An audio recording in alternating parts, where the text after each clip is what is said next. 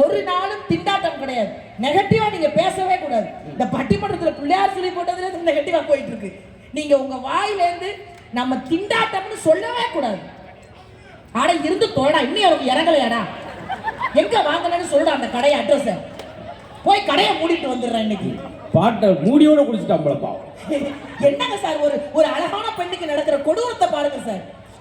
என்ன சார் கொஞ்சம் அழகா இருந்தா இப்படி ஈட்டிசி பண்றானுங்களே சார் இந்த பசங்க. இதுக்கு தான் சார் எங்க அப்பா என்னைய பொத்தி பொத்தி வளர்த்தாரு. நீங்க உள்ள ஊருக்குள்ள மதியம் பாளையத்துக்குள்ள வரும்போதே அந்த என்ட்ரன்ஸ் ஒரு 15 பேர் நின்று இருந்திருப்பாங்க தெரியுமா? ஆமா சார்.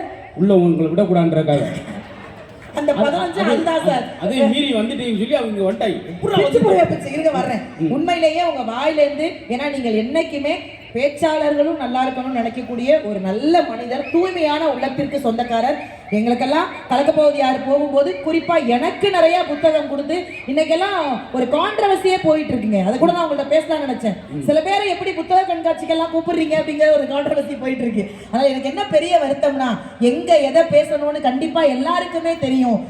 மதுரை முத்து வீட்டுக்கு போனீங்கன்னா ஒரு ரூம் நிறைய புத்தகங்கள் நிறைய இருக்கும். ஸோ அந்த மாதிரி சில நேரங்கள்ல சில மேடைகள் எங்களுக்கும் கை கொடுக்குங்கிற நம்பிக்கையோட நாங்க வாழ்ந்துகிட்டு இருக்கோம். அந்த மாதிரி நல்ல மனிதர் உங்க வாயிலேருந்து வாழ்க்கை கொண்டாட்டம் தான் நீங்க தீர்ப்பு சொல்ல வேண்டும் என்று சொல்லி பேச்சாளர்கள் அத்தனை பேருக்கும் வாழ்த்துக்கள் கூறி வந்திருந்த அத்தனை உறவுகளுக்கும் நன்றி கூறி விடைபெறுகிறேன். நன்றி, வணக்கம். தேங்க்ஸ். அருமை அருமை அருமை. பார்த்தீங்களா?